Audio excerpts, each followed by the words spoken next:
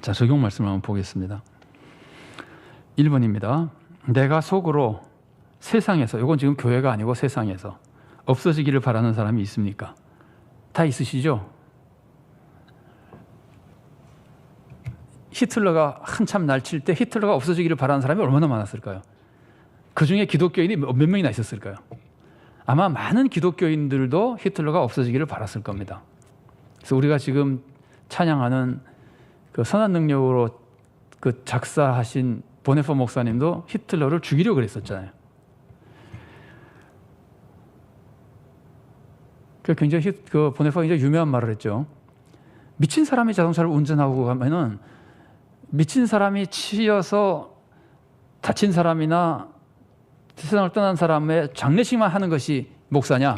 미친 사람을 끌어내야지 차에서. 이제 이런 얘기를 이제 보네퍼 목사님 하고 그랬는데, 하여튼 참 제가 그 얘기는 보네퍼 목사님을 비판하려고 하는 얘기는 아니고 잘 모르겠습니다. 그 상황을. 자, 근데 어쨌든 우리가 누구나 아마 속으로 세상에서 없어지기를 바라는 사람이 있을 겁니다. 우리나라 사람이 아닌 사람에 대해서는 더 쉽고, 우리나라 사람 중에서도 아마 그런 사람이 있을지 모르겠습니다. 우리나라에 많은 악영향을 미친다고 생각되는 사람들. 어쨌든 이제 생각해 보는 겁니다. 내가 속으로 세상에서 없어지기를 바라는 사람이 있습니까? 있다면 왜 그렇게 생각하십니까? 그러면서 한번 생각해 보는 겁니다. 1번은 그 사람이 없어지면 좋은 점과 나쁜 점을 생각해 보십시오. 금방 할 수 있겠죠. 그 사람이 없어지면 이러이러한 점이 좋을 것이고, 나쁜 점은 뭘까요? 아주 악한 독재자가 사라지면 나쁜 점은 뭘까요? 그냥 그 사람에게 나쁘겠죠. 그 사람 혹시 다음에 기회가 있을 수도 있었는데 라고 우리가 그냥 생각해 볼 수 있겠죠. 뭐 다른 것들도 더 생각해 볼 수 있을 겁니다. 자, 2번입니다. 그 사람을 위해서 교회가 해야 할 일을 생각해 보십시오. 뭐 기도하는 건 굉장히 쉽게 생각할 수 있는 것이고, 또 무엇을 생각할 수 있는지 한번 생각해 보십시오. 생각이라도 자꾸 우리가 해봐야 언젠가는 또 일을 할 수도 있을 겁니다.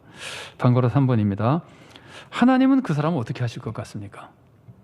하나님은 악한 사람은 악한 때에 쓰임받기 위해서 두신다 그러잖아요. 하나님은 그 사람을 통해서 다른 사람에게 유익을 주고 계실지도 모릅니다. 어떻게 쓰실지 잘 모르겠습니다. 그러나 한번 구체적으로 어떤 인물이 생각이 나면은 그 사람에 대해서 하나님이 어떻게 생각하실지, 앞으로 하나님이 어떻게 하실 것 같은지를 한번 생각해 보는 것이 우리의 입장을, 또 종으로서의 사명이나 모습을 생각하는데 참고가 될 것 같습니다. 자, 2번입니다.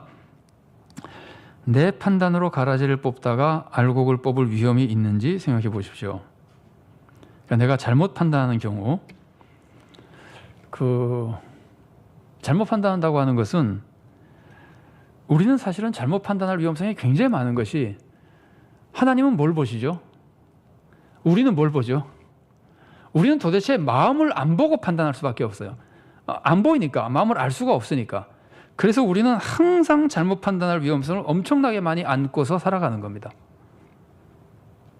그러니까 정죄가 아니라, 이 사람이 이거는 분명히 잘못한 것으로 보이기 때문에 내 눈에 이 사람이 이렇게 잘했으면 좋겠다는 말을 하는 거는 좋은 일이지만, 그 사람을 정죄해 버리는 거, 이거는 우리가 하면 안 된다고 본문이 계속해서 가르쳐주는 겁니다. 그래서 잘못 판단하는 거, 우리는 뭐 마음을 모르기 때문에 잘못 판단할 위험이 굉장히 많이 있고 심판할 능력이 없다는 것을 알 수 있습니다.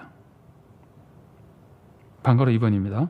그러니까 정죄라고 하는 것에 지금 우리가 지금 정죄와 판단과 충고와 이런 것들을 세밀하게 잘 구별을 해야 되는데 구별하기가 쉽지 않을 때가 있어요. 그래서 여기서 지금 정죄라 그러면 1차로 가장 무서운 정죄는 죽여버리는 거예요. 왜냐하면 죽여버리면 그 사람의 구원의 길이 없어지잖아요. 그 다음에는 끝나버리는 거 아니에요. 왜냐하면 이 세상을 가지고 심판을 받으니까. 그래서 죽여버리는 것이 가장 무서운 정죄고, 아니면 그 사람이 구원받을 수 있는 기회를 박탈해버리는 것. 그러니까 쫓아내거나, 그 사람이 그래도 그 어려움을 이겨낼 수 있을지 몰라도 그런 기회를 자꾸 말살해버리는, 더 위기 속으로 자꾸 집어넣는 것, 이런 것들이 완전히 심판과 정죄를 하는 것이 이제 그런 것들입니다. 죽이는 것, 아니면은 쫓아내는 것, 기회를 다 뺏어버리는 것, 이런 것들이 정죄의 대표적인 모습이라고 볼 수 있습니다.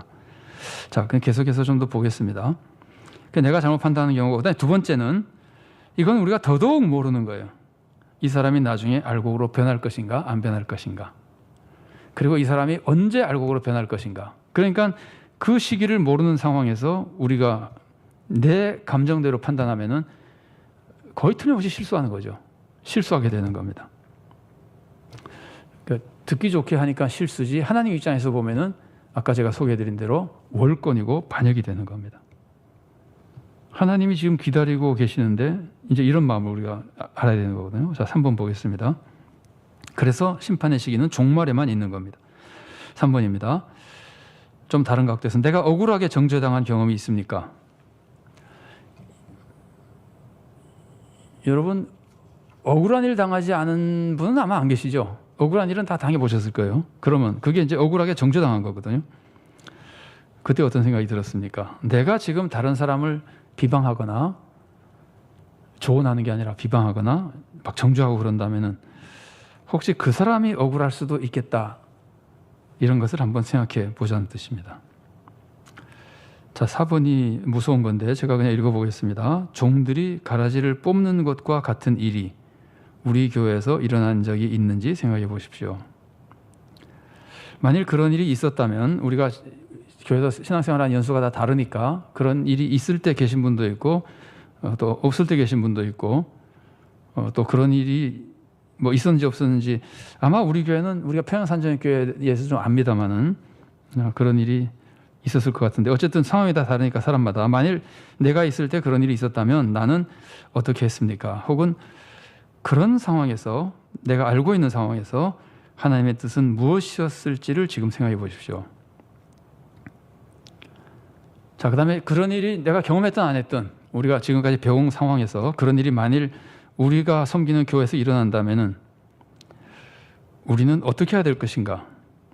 그리고 내가 그런 일이 있을 때 내가 교회에 있었다면은 그 상황에서 그러면 그걸 내가 지금 되돌아서 볼 때, 돌이켜서 볼 때 내가 회개할 일이 있는가? 교회가 회개할 일이 있는가? 이런 것들을 한번 찾아보십시오. 제가 순서를 바꿨네요. 이걸 먼저 생각하고 요 직전에 말씀드린 것이 그 다음 내용입니다. 앞으로 그런 일이 생긴다면 나는 어떻게 할 것 같습니까? 예수님이 말씀하신 이런 상황이 생긴다면 우리가 지금 말씀을 배웠으니까 나는 안 그러겠다고 생각할 수 있겠죠. 그런데 한번 생각을 해보십시오. 나의 평소의 모습이나 특히 이제 그런 일에 대해서 우리 교회에 그런 일이 있었다면 그런 일에 대해서 내가 그때 한 것 중에서 내가 회개할 것은 무엇인가? 또 교회적으로 회개할 것은 무엇인가를 한번 찾아보십시오. 요거는 이렇게 생각하셔야 됩니다. 이건 지금 나에게 적용하는 겁니다. 그러니까 지금 A라는 사람이 있어요. A라는 사람이 있는데 예를 들면은 내가 그 사람을 정죄했어요.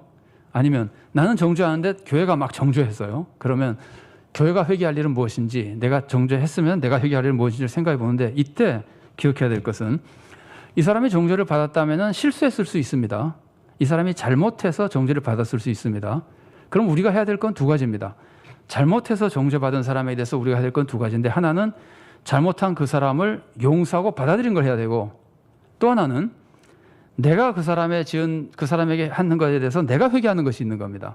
이게 두 가지가 좀 구별되는데 지금 내가 그때 정죄했던 사람을 지금 내가 그 사람을 용서하겠다는 것이 중요한 게 아니고 미안합니다. 그것도 중요하지만 오늘 본문에서 중요한 거는 내가 정죄했던 그 사실 자체가 내가 회개할 일이라는 것을 얼마나 느끼느냐 하는 거예요. 아까도 말씀드렸잖아요.